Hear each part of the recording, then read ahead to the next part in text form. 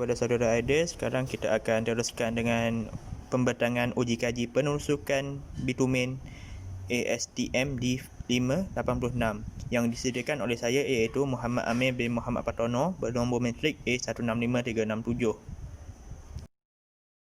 Objektif untuk uji kaji ini ialah untuk menguji konsistenan ketekalan bahan bitumen, iaitu asfalt, ketika baru diterima dan dipanaskan. Okey, saya Aidil Ashraf bin Abu Bakar. Saya akan terangkan pasal uji kaji ini. Dalam uji kaji ini, sebatang jarum piawai yang membawa beban tertentu dibiarkan menusuki sampel asfalt secara menegak selama 5 saat. Jumlah berat jarum dan beban yang digunakan ialah 100 gram. Uji kaji ini dilakukan terhadap sampel bahan pada suhu 25 darjah Celsius. Bacaan purata penusukan dalam unit 0.1 mm diambil sebagai nilai penusukan bagi sesuatu sampel bahan bitumen, iaitu asfalt.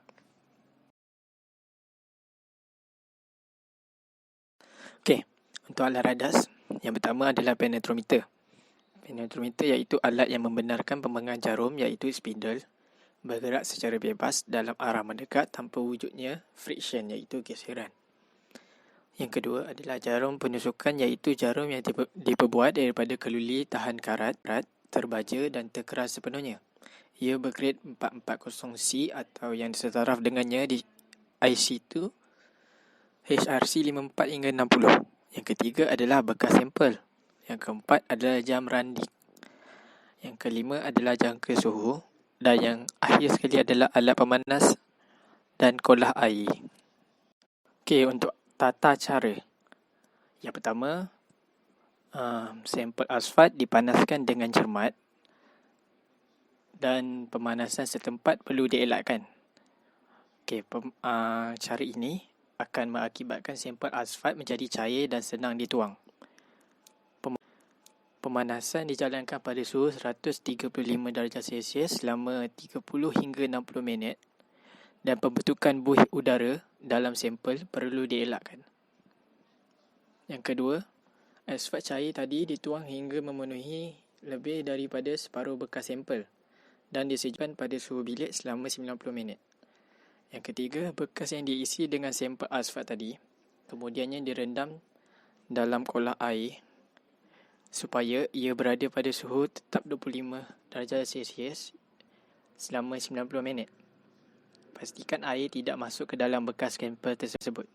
Yang keempat, bekas effort yang telah disejukkan tadi kemudiannya diletakkan di bawah jarum penusukan yang telah sedia terpasang pada penetrometer. Yang kelima, jarum penusuk diturunkan perlahan-lahan hingga menyentuhi permukaan sampel dan bacaan awal di penetrometer dapat dicantikkan. Okey, kita sambung.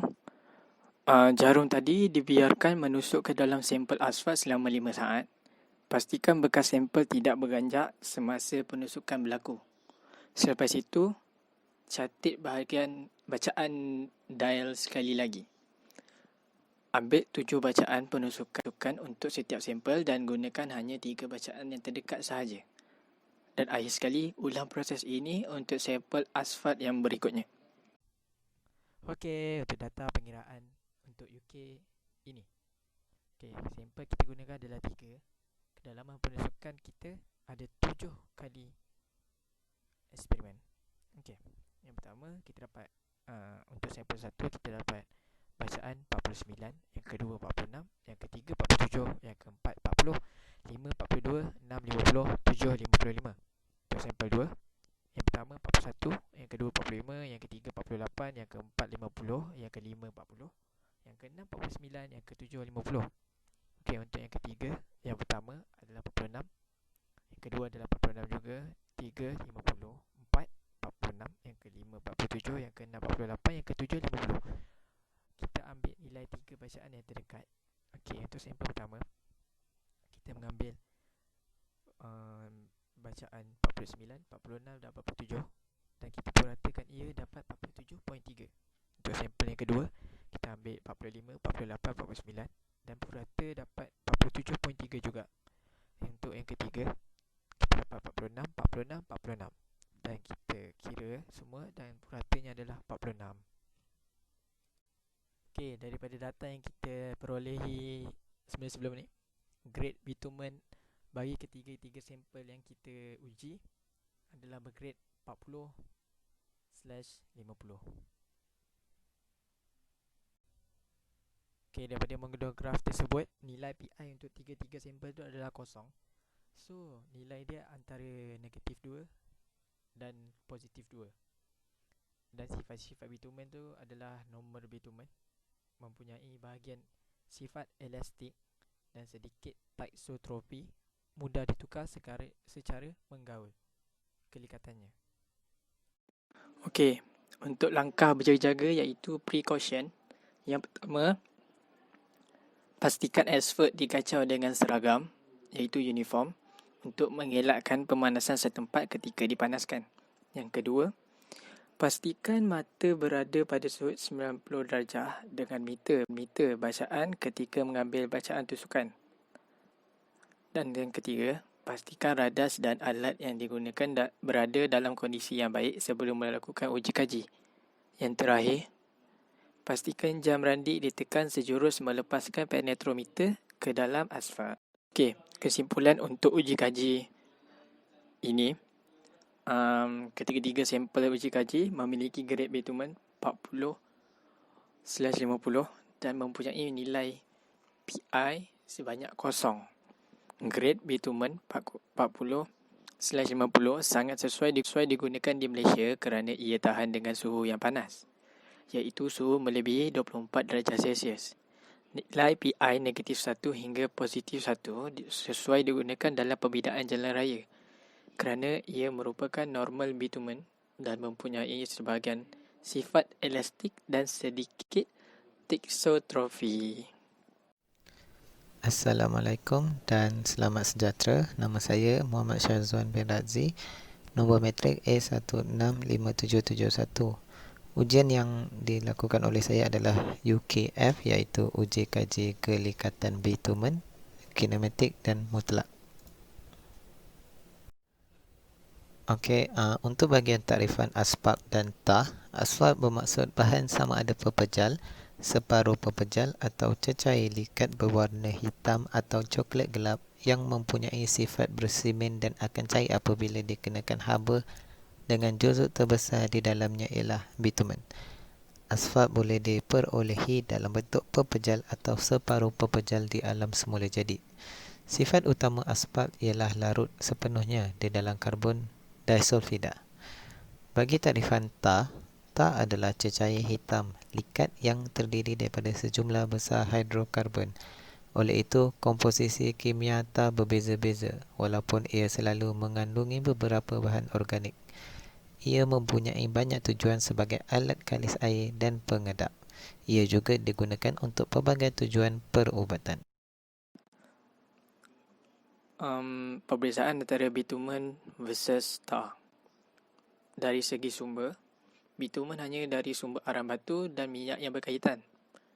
Manakala tar pula boleh didapati dari minyak atau arang batu dan kayu. Dari segi kemunculannya, iaitu bentuk, ia adalah dalam bentuk cecair, pepejal dan likat. Untuk tar pula, biasanya berlaku hanya sebagai berdalih likat. Untuk dari segi alam, ia boleh berlaku secara semajadi bagi bitumen. Bagi tar pula secara amnya, penyulingan diperlukan untuk mendapatkan tar tersebut. Untuk objektif bagi kajian ini, kita mahu menentukan dua jenis kelikatan bagi bitumen, iaitu yang pertama, kelikatan mutlak bitumen pada suhu 60 darjah Celsius dan yang kedua, kelikatan kinematik bitumen pada suhu 135 darjah Celsius dengan menggunakan viskometer. Unit dia stok atau sentistok dan poise. Untuk alat radas yang diperlukan dalam uji kaji ini, yang pertama, viskometer. Yang kedua, ketuhar iaitu oven. Yang ketiga, jam rendik. Keempat, pump vacuum. Yang kelima, minyak silikon. Yang keenam, jangka suhu. Yang ketujuh, latex. Yang ke-8, sampel asfalt. Yang ke-9, constant bath. Dan yang ke-10, methylenol chlorida. Okey, tata cara uji kaji ini. Yang pertama, sampel asfalt dipanaskan pada suhu 135 darjah Celsius selama 1 jam. Dan kita panaskan di dalam oven seperti gambar yang tertera. Okey, yang kedua, constant bath dipanaskan pada suhu 60 darjah Celsius untuk kelekatan mutlak dan 135 darjah Celsius untuk kelekatan kinematik.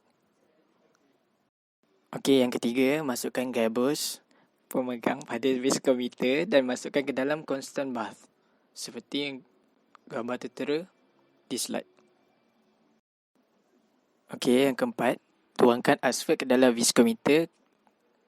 Viskometer boleh kita tengok di dalam slide. Ke paras yang ditetapkan dan dibiarkan selama 30 minit. Langkah seterusnya, kita rekodkan perkali-kali viskometer di dalam tabel yang diberikan. Yang keenam, sambungkan tiub pump kepada muncung viskometer.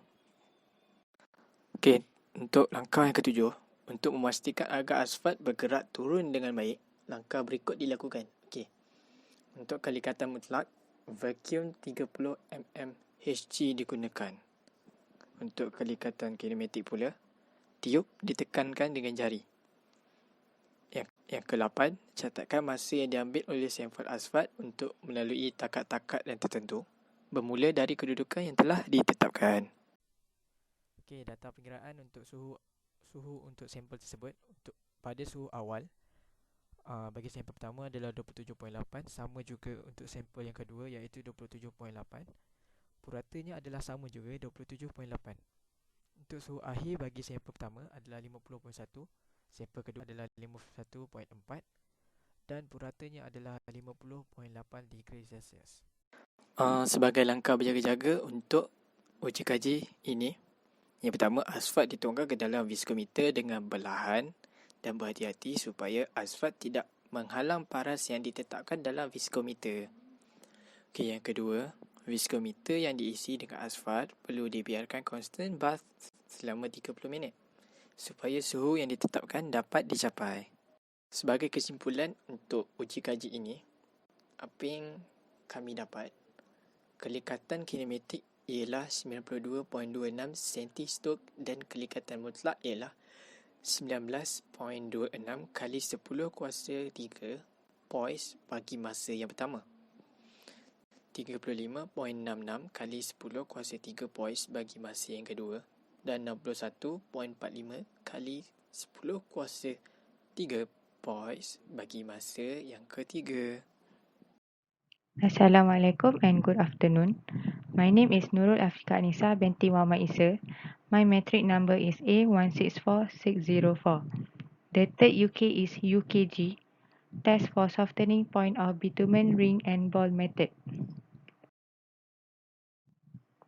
The objective of this experiment is to measure and specify the temperature at which bituminous binders begin to show fluidity. The softening point is also an indicative of the tendency of the material to flow at elevated temperatures encountered in service, and to calculate the penetration index of the grid asphalt. Okay, we move to the theory.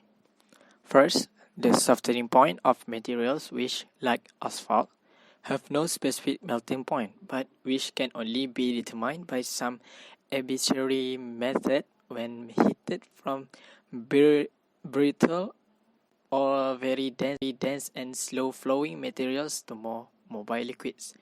Second, the rig and ball method, which briefly consists of ascertaining the temperature at which a disk of the material held in a ring and filled with a ball will flow through a definite distance when heated at specific rate is one of the best methods for such tests.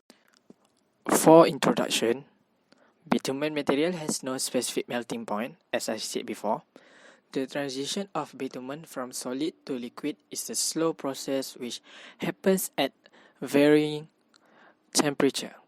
Hence, the test for bitumen softening point using the ring and ball method was designed to measure the material consistency.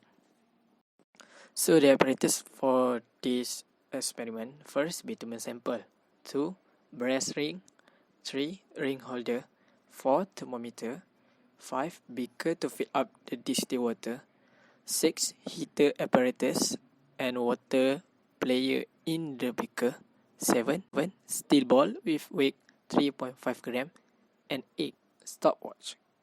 Okay, for the procedure for this experiment: first, bitumen is heated at temperature 135 Celsius for half to 1 hour. Then, pour the bitumen sample into brass ring, flatten both surfaces, and cool for 30 minutes.